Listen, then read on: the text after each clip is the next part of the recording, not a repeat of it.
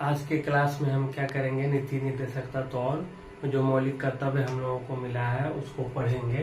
तो आप देखिए, इसे डीपीएसपी कहा जाता है, directive principle of state policy. तो ये क्या है, एक तरह से देखिए तो एक बार आपको भी याद दिला दे कि हमारे संविधान का जो एक तरह से ड्राफ्ट तैयार किया था वो कौन किया था, तो BN राव। और BN राव संविधान सभा में सबसे ज्यादा पढ़े लिखे लोग थे, कई महत्वपूर्ण पदों पे पहले भी रह चुके थे।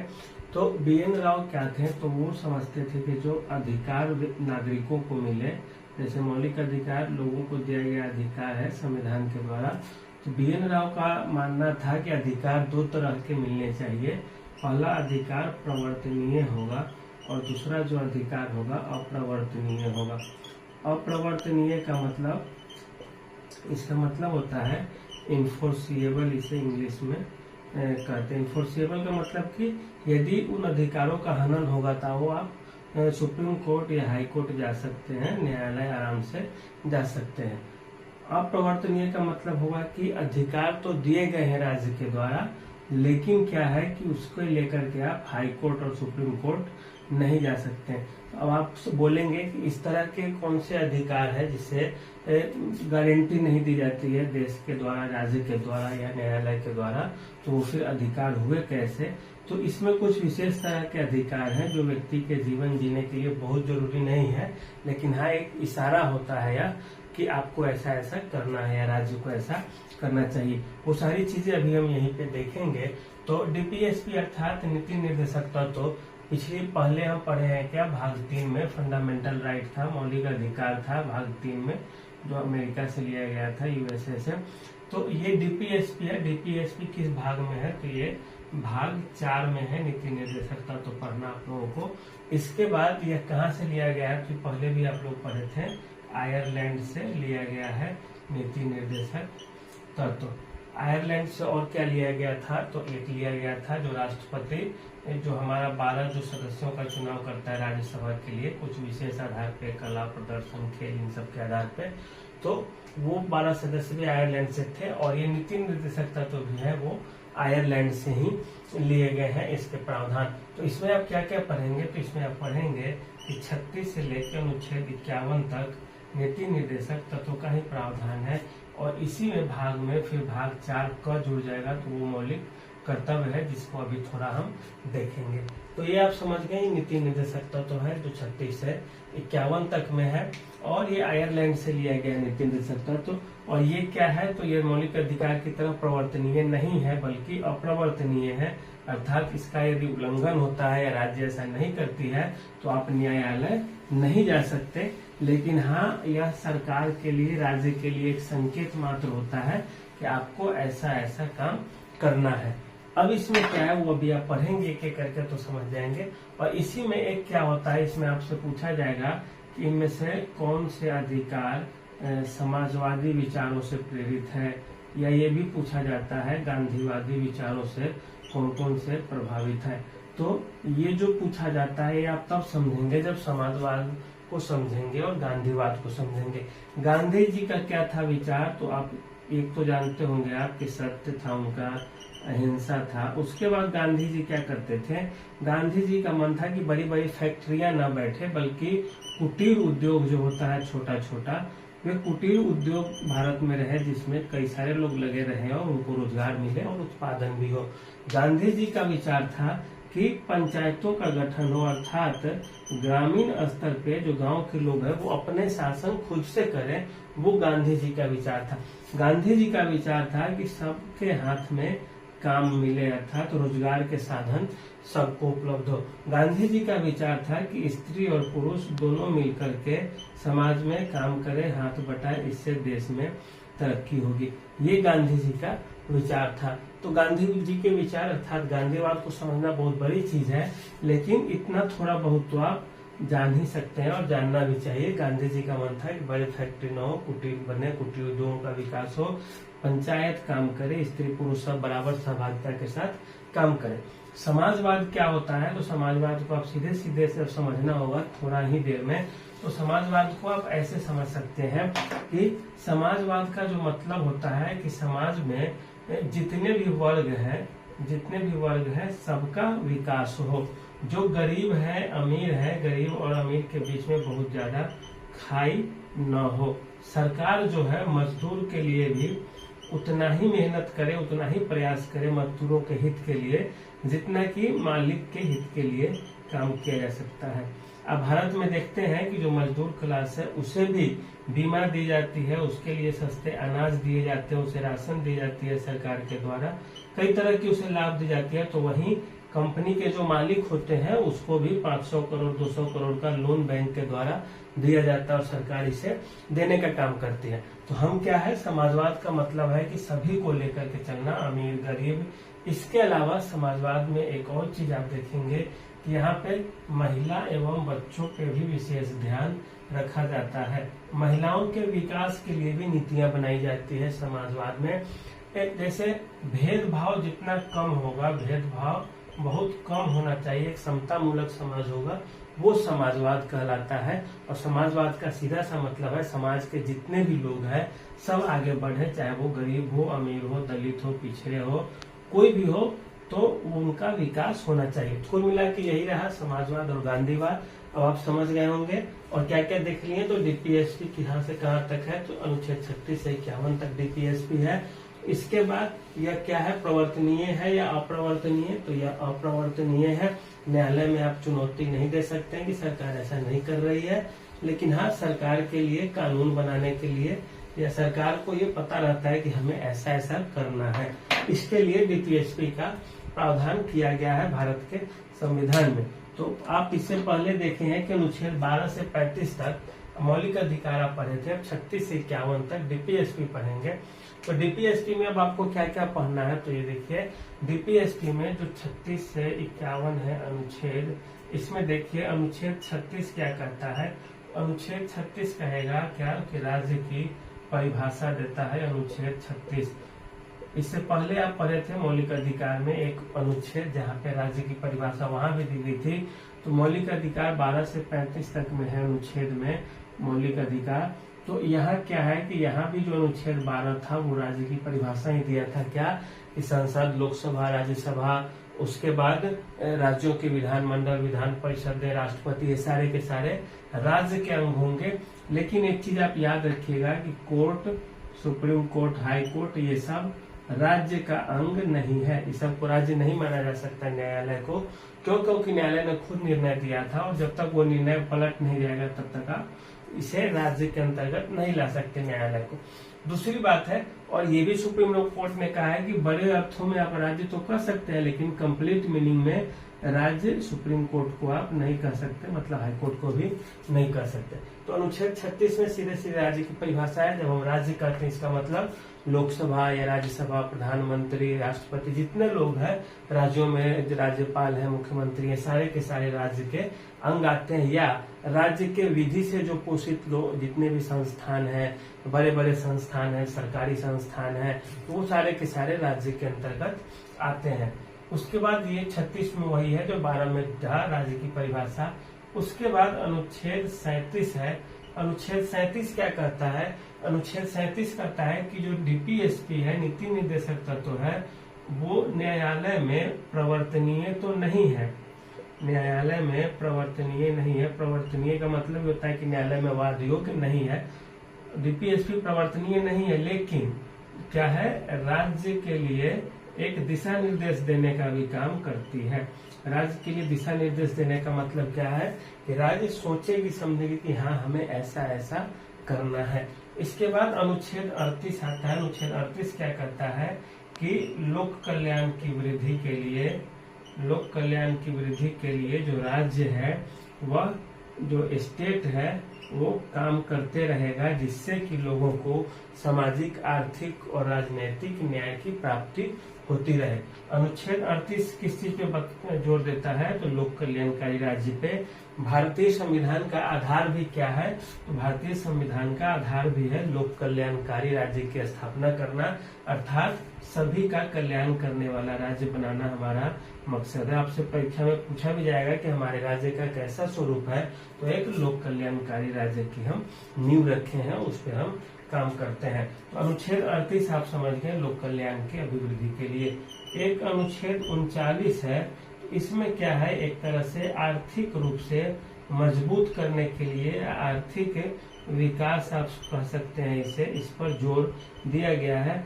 अनुच्छेद 39 में कई सारे अनुच्छेद हैं और उसका जो सब सेक्शन है उसमें आप देखेंगे क्या, महिलाओं का विकास होना चाहिए, बच्चों का विकास होना चाहिए, गरीबों का विकास होना चाहिए, संसाधनों पर किसी खास वर्ग का या व्यक्ति का नियंत्रण न रहे, संसाधनों का जो वितरण है वो अच्छे से होना चाहिए। तो ये सब चीजें जो है वो सब का चर्चा किया गया है इसमें अनुच्छेद 39 में। तो इसमें आप सीधे सीधे याद रखेंगे मोटे तौर पर कि आर्थिक विकास पे जोर दिया गया है।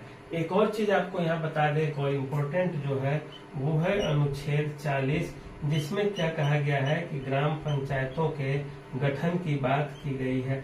ग्राम पंचायतों के गठन की बात की गई है, तो अभी क्या बताए हैं, गांधी जी का भी मन था कि ग्राम पंचायतों का गठन हो। अनुच्छेद 40 भी कह रहा है ग्राम पंचायत के गठन की बात।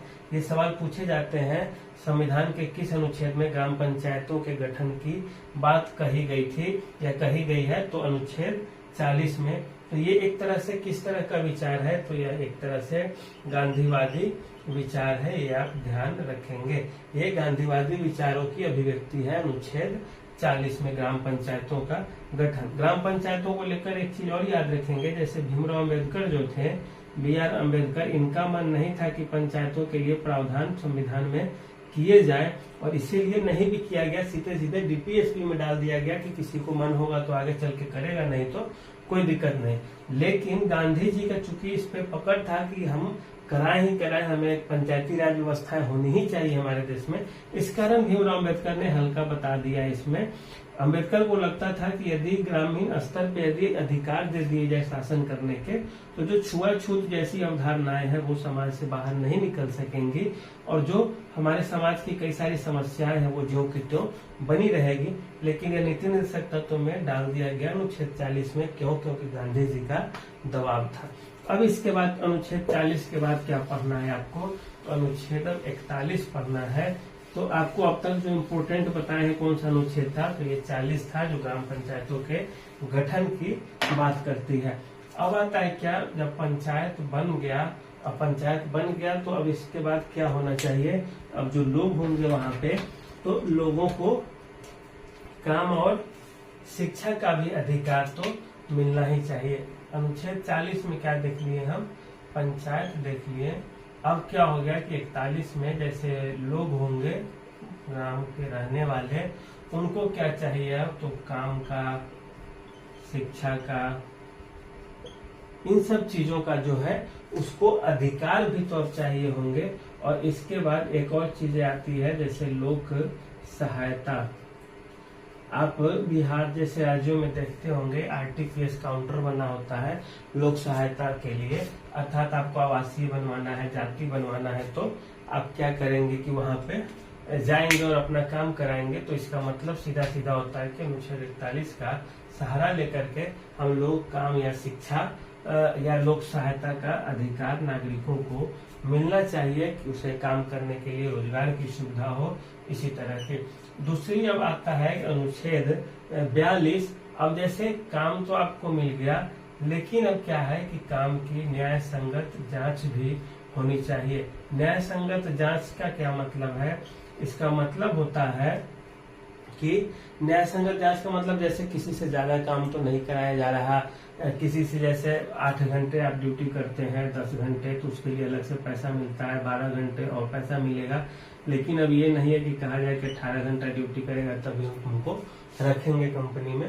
तो ये सब चीजें आप देखिए, तो काम की जो न्याय संगत जांच है उसका प्रावधान किसमें किया गया है, तो अनुच्छेद 42 में किया गया है। अब क्या है, तो अब अनुच्छेद आ जाता है 43। जैसे पंचायत हुआ, पंचायत बन गया, तो अब लोगों को क्या चाहिए, तो काम चाहिए, लोगों को शिक्षा चाहिए, स्वास्थ्य, लोक सहायता चाहिए। उसके बाद क्या हुआ, तो जब ये चीज काम मिल गया तो फिर काम की जांच भी तो होनी चाहिए।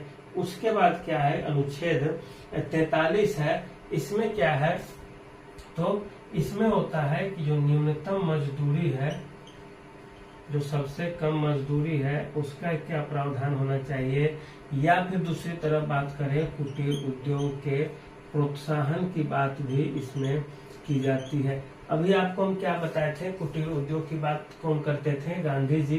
तो अनुच्छेद 40 भी गांधीवादी विचारों से प्रेरित है, अनुच्छेद 43 भी गांधीवादी विचारों से प्रेरित है, ये आप समझ गए।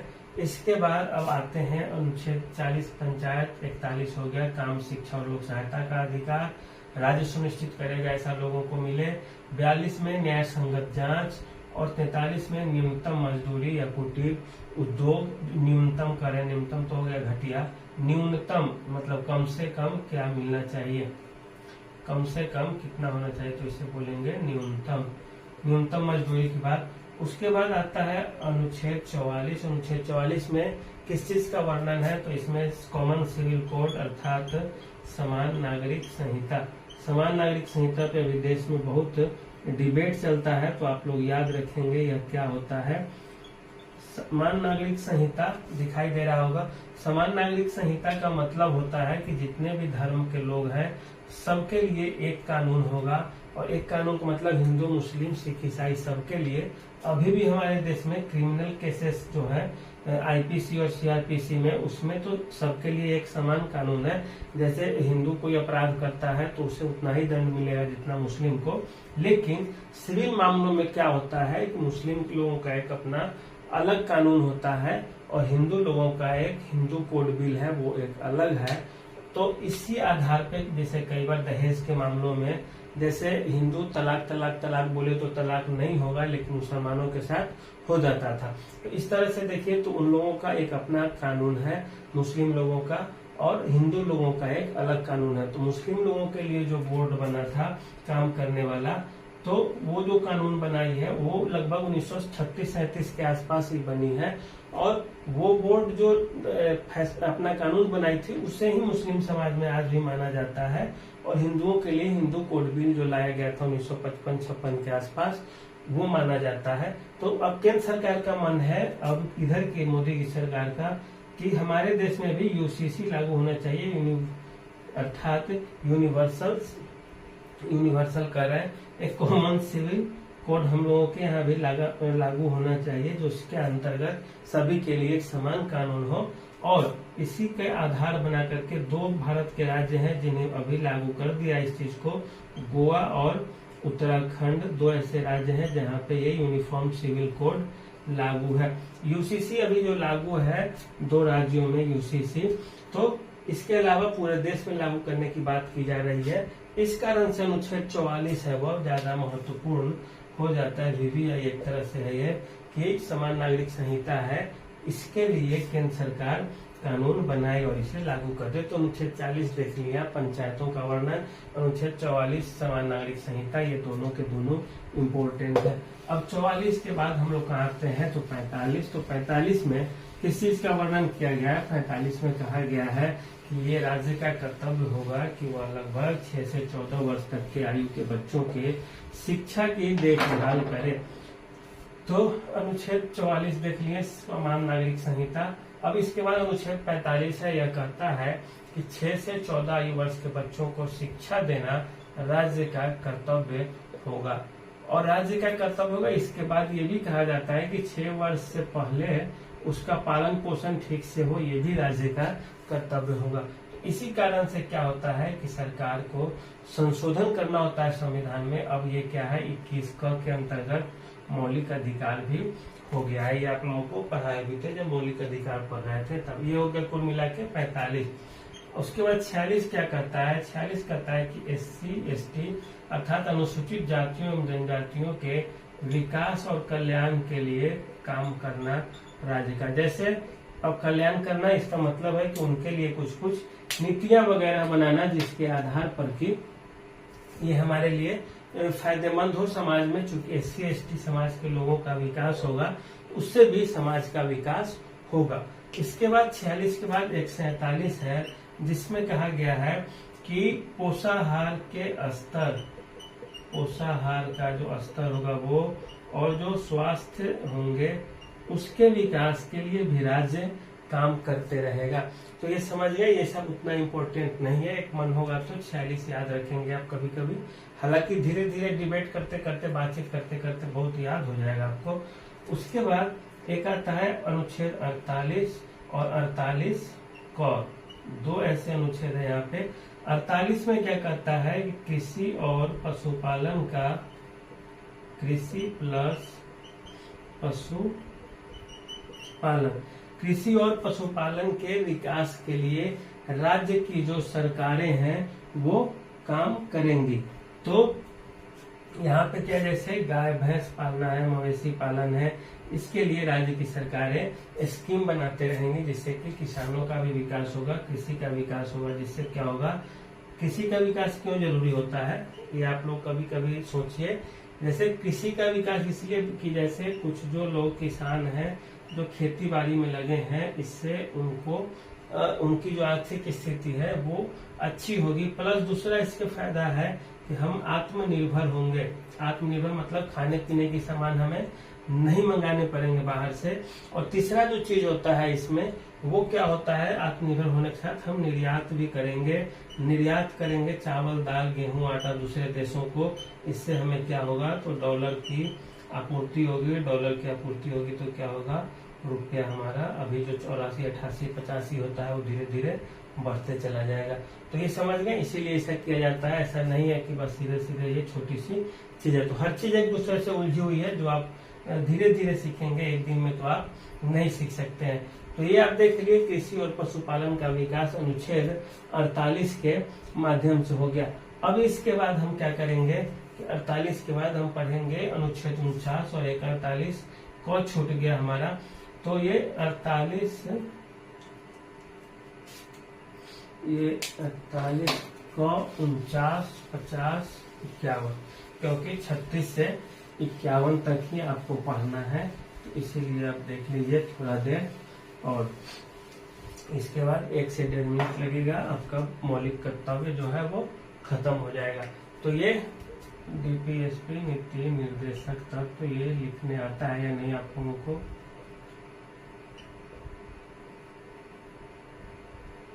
नीति निर्देशक तत्व।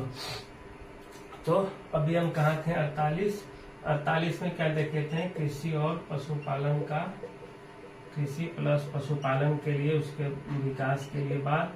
दूसरा 48 को में हम क्या देखे थे, एक पर्यावरण और वन का विकास या वनीकरण या कुछ कर सकते हैं। ये चूंकि कृषि और पशुपालन से ही जुड़ा है, इसलिए 48 को में इसकी व्यवस्था कर दी गई है। अब अनुच्छेद 49 क्या कहता है, स्मारक जो राष्ट्रीय महत्व के हो, ये नहीं कि किसी का स्मारक, जैसे गांधी जी का स्मारक है राजघाट में, तो वहां पे देखा जाए तो स्मारक है, या उससे संबंधित कोई स्थान या इसी तरह की कोई चीजें हैं जो राष्ट्रीय महत्व का है। आप 1 सेकंड में याद रखेंगे, जैसे राष्ट्रीय महत्व का, जैसे लाल किला हो गया, ताजमहल है, तो ये सब जो चीजें हैं इसका संरक्षण किसका काम होगा, तो राज्य का इसका काम होगा संरक्षण करना। अनुच्छेद 50 क्या कहता है, अनुच्छेद 50 कहता है कि जो हमारा विधायिका और न्यायपालिका है, दोनों में विधायिका, कार्यपालिका और न्यायपालिका, इस तीनों का जो पृथककरण होगा, न्यायपालिका का पृथककरण। जैसे ये नहीं कि जो कभी डीएम एसपी था उसको हम जज बना दिए, जो जज है उसको कभी डीएम बना दिए। और इसका सीधा सा मतलब है कि सबको एक साथ नहीं करें, नहीं तो ऐसे में क्या होगा, जो न्यायपालिका में है, जो न्यायाधीश है, जो जजेस है, उनके साथ क्या होगा, वो इससे घुल मिल जाएंगे और सारे भ्रष्टाचार को बढ़ावा दे देंगे। और जैसे आप मुकदमा भी करेंगे किसी बड़े अधिकारी पे, क्योंकि वो भी कभी जज रह चुके होंगे, उनका साठगांठ होगा, इसके आधार पे क्या होगा कि न्याय नहीं मिल पाएगा। और न्याय ही नहीं मिल पाएगा तो फिर इससे क्या हो जाता है कि स्थिति समाज में अराजक हो जाएगी। हम जानेंगे कि हम कंप्लेन लेके तो जाएंगे अगले के पास, लेकिन सुनवाई नहीं होगी, नुकसान मेरा ही होगा। तो ऐसे में लोग क्या करेंगे, सीधे सीधे एक दूसरे की हिंसा का सहारा लेंगे। जैसे कोई गलती करेगा, देखेगा कोर्ट इसके खिलाफ कुछ नहीं कर सकती, तो उसको पहले ही मार देगा। तो ऐसे में क्या होगा कि और स्थिति विकट और विकराल हो सकती है। तो यहाँ देखिए, अब 50 हम देख लिए कि इसमें क्या है कि विधायिका, कार्यपालिका और न्यायपालिका का जो पृथककरण है वो इसमें दिया गया है। उसके बाद अनुच्छेद जो 51 है वो क्या कहती है, अंतर्राष्ट्रीय शांति और सुरक्षा। अंतर्राष्ट्रीय शांति और सुरक्षा की बात कौन करता है, तो अंतर्राष्ट्रीय शांति और सुरक्षा की बात करता है अनुच्छेद 51। तो आप समझ गए, यहाँ से 36 से 51 तक के अनुच्छेद। और ये कुल मिलाकर के देखिए आप, एक इसी में अब नया में जोड़ के बता दिया जाता है अनुच्छेद 350 का भाषा से संबंधित है, या हिंदी को मातृभाषा मानने को लेकर के है। और क्या गया, अनुच्छेद 350 और अनुच्छेद 351 है, यह भी हिंदी को मातृभाषा बनाने पर जोर देने के लिए, मातृभाषा तो है ही, इसके विस्तार के लिए थोड़ा ज्यादा जोर देना। और ये है जो प्राथमिक स्तर पे मातृभाषा में ही, जैसे शुरू में जब बच्चा स्कूल जाए तो उसे मातृभाषा में शिक्षा दी जाए। लेकिन ये सब कहने के लिए कुछ नहीं होता है। शहरों में अब कई सारे इंग्लिश मीडियम स्कूल खुल गए हैं, जहाँ हिंदी भाषी बच्चे जाते हैं तो वो अंग्रेजी में ही पढ़ते हैं। तो आप देख लिए यहाँ 36 से 51 तक देख लिए। इसमें 48 थोड़ा इम्पोर्टेंट है पर्यावरण वन के लिए। 49 भी आप याद रखेंगे, स्मारक स्थान राष्ट्रीय महत्व का संरक्षण। 50 याद रखेंगे, यहाँ से बहुत प्रश्न पूछे जाते हैं कार्यपालिका और न्यायपालिका के शक्ति, जैसे विधायिका यहाँ पे आप नहीं भी लिखेंगे तो चल जाएगा, सीधे कार्यपालिका और न्यायपालिका का पृथककरण जो आपको हम बताए हैं कि कोई डीएम है, कोई जज है, डीएम जैसे घूसखोर आ गया या भ्रष्ट है, उसके खिलाफ कंप्लेन लेके आप कहाँ जाएंगे, तो कोर्ट में जाएंगे कंप्लेन लेके उसके खिलाफ। और कोर्ट में जाने का मतलब होगा कि यदि पहले से उसकी साठगांठ जज से भी हो गई होगी तो ऐसी स्थिति में या ऐसी दशा में या राज्य के लिए एक तरह से किसी हाल मतलब अच्छा नहीं होगा। तो नीति निर्देशक तत्व इस तरह से आपका होता है खत्म। नीति निर्देशक तत्व के बारे में एक स्टेटमेंट किसका है, तो यह केटी शाह का है, वो आप याद रखेंगे, नहीं रखना है आपको याद। ऐसे केटी शाह का एक स्टेटमेंट ये है कि जो ये है हमारा डीपीएसपी है, नीति निर्देशक तत्व है, संविधान में दिया गया, वो बैंक का एक ऐसा चेक है जो बैंक अपने क्षमता के अनुसार ग्राहक को देती है। और ये बात सही है, जैसे बैंक अपने ग्राहक को चेक देती है कि हाँ उसका जैसे कितना, मतलब बैंक के पास 5 लाख रुपए है तो वो बैंक केवल 5 लाख रुपए तक का ही तो आपको दे सकती है। चेक का मतलब होता है कि आप किसी को देंगे काट करके, वो सीधे उतना पैसा दे देगा। अब बैंक की जो औकात है 5 लाख की ही है और वह चेक दे दे 12 लाख की, फिर 7 लाख कहाँ से आएगा इसके पास। वही बात है डीपीएसपी में हर आदमी के कल्याण की बात की गई है, कुटीर उद्योग के प्रोत्साहन की बात की गई है, पंचायतों के गठन की बात की गई है। लेकिन हमारे यहाँ पंचायत कब आता है, तो ये आता है लगभग 1993-94 के बाद एक्टिव होता है। एक तरह से ये 73वां और 74वां संविधान संशोधन करना पड़ जाता है हमारे संविधान में, और तब जाकर के ये होता है एक तरह से एक्टिव। अनुसूची नहीं बनानी पड़ती है। राजस्थान में भले ही 1959 में ही ग्राम पंचायत आ गया था, लेकिन पूरे देश में आने में इसे काफी टाइम लगा। तो इस तरह से आप देख सकते हैं कि राज्य को क्षमता होगी तभी राज्य अपनी शक्ति का विस्तार करके ऐसा कर सकता है। तो ये केटी शाह का जो कथन है वो एक तरह से सही है। इसके बाद एक 2-3 लाइन का चीज है वो आप याद रखिए। इसमें आपको क्या याद रखना है, एक है भाग 4 क में क्या पढ़ना है आपको, तो मौलिक कर्तव्य। इससे पहले जो आप पढ़े थे वो क्या था, मौलिक अधिकार था। ये क्या है, मौलिक कर्तव्य है। और यह कैसे भारत में शामिल हुआ है, तो 42वां संविधान संशोधन के माध्यम से कब हुआ होगा, तो 1976 में। और कैसे हुआ था, तो सरदार स्वर्ण सिंह समिति थी बनी थी, सरदार स्वर्ण सिंह समिति। तो इन्हीं की अनुशंसा पे यह भारत के संविधान में लाया गया था। मौलिक कर्तव्य कहाँ से लिया गया था, तो यह रूस के संविधान से लिया गया था। तो ये चीजें आप 4 चीजें इसमें से जरूर याद रखिए। कब भाग कौन सा है, तो भाग 4 का है, मौलिक कर्तव्य फंडामेंटल ड्यूटी। इसमें संशोधन कौन सा था जिससे जोड़ा गया, तो 42वां संविधान संशोधन के माध्यम से जोड़ा गया 1976 में। हमारे मूल संविधान में ये नहीं था, आप याद रखेंगे। मौलिक कर्तव्य 1976 में आया है संविधान में। इस समिति की सिफारिश पे बनी थी मौलिक कर्तव्य के लिए समिति, और इसने जो सिफारिश दिया उसे मान लिया गया इंदिरा गांधी की सरकार के द्वारा। कहाँ से लिया गया? तो रूस से। और इसमें है क्या तो आप पढ़ लीजिएगा लुसेंट वगैरह किसी बुक से। इसमें टोटल यही है कि 10 तरह के अधिकार, 10 तरह के कर्तव्य बताए गए थे। जैसे जरूरत पड़े तो हर आदमी को राज्य की सेवा करना है, देश की सेवा करने के लिए आगे आना है, पर्यावरण को नुकसान नहीं पहुंचाना है, जो हमारा झंडा है, जो हमारा राष्ट्रीय आदर्श है, उन सब की इज्जत करनी है, राष्ट्रध्वज के साथ खेल नहीं करना है। तो इसी तरह के 10 चीजें बताई गई है, और वही है एक, और मान फिर लास्ट में एक और उसमें जोड़ दिया जाता है। फिर उसके बाद क्या हो जाता है कि वो 11 हो जाता है। जोड़ा क्या जाता है? तो जोड़ा जाता है कि 6 से 14 वर्ष के बच्चों की शिक्षा माता पिता का कर्तव्य भी है, केवल मतलब अधिकार ही नहीं है बच्चों का, बल्कि गार्जियन का भी ये कर्तव्य है। तो ये है कुल मिलाकर के मौलिक कर्तव्य। यही आप देखिएगा, इसको याद करने की जरूरत नहीं है। एक चीज हाँ इसमें याद रखिएगा क्या कि सरदार स्वर्ण सिंह समिति ने जो एक संस्तुति दी थी उसमें क्या बोली थी, एक टैक्स को लेकर के भी इन्होंने सलाह दिया था। टैक्स को लेकर के क्या सलाह दिया था कि भारत के सभी नागरिकों को टैक्स देना भी उसका मौलिक कर्तव्य है या मूल कर्तव्य है। लेकिन सरकार ने इस चीज को हटा दिया। क्यों?